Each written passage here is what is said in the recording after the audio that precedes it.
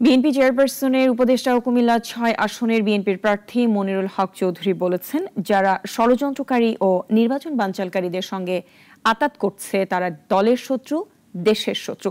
কুমিল্লার নোয়াগাঁও চৌমুহনীতে এক শুভেচ্ছা সমাবেশে তিনি একথা বলেন। মনিরুল হক বলেন, বিএনপি কখনো আপোষের রাজনীতি করে না।